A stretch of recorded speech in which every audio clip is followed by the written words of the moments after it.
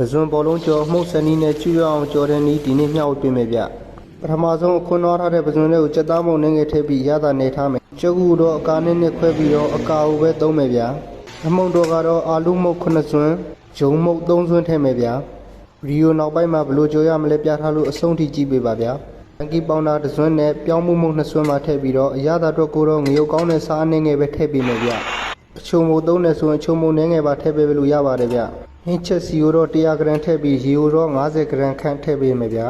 ပုံနေကြည့်ပဲနှက်စက်အောင်မှွေပြီးလို့ရှိရင်ရေနဲ့အတူပေါင်းပစ္စည်းတွေအကုန်ရောထည့်ပြီးတော့ဒီအခြေအနေထိရောက်အောင်လို့မှွေထားပေးလိုက်ပါဗျာဒီထားမဲ့တစ်ချက်ကကြော်ကန်နီးမှာမုံနှစ်ကိုနေပေးပါဗျာစီပူချိန်180နဲ့190ကြားရှိပြီဆိုရင်စကြော်လို့ရပြီဗျ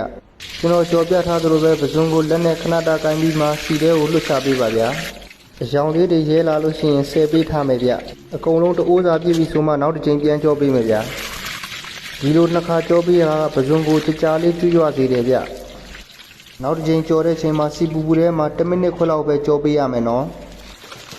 10မိနစ်ခွဲလောက်ကြောပြီးရင်အပြင်ပိုင်းကကျွရွပြီးအတွင်းပိုင်းကနူးညံ့နေတဲ့ပဇွန်လေးရရှိလို့သွားပါပြီဗျာဒီကြော်နီးကတငယ်ချင်းတို့အတွက်အသုံးဝင်နေဆိုရင်ဖော်လို့ထားပြီးတော့နောက်ထပ်ကြော်နီးတွေပါမလွတ်တမ်းကြည့်ပေးပါနော်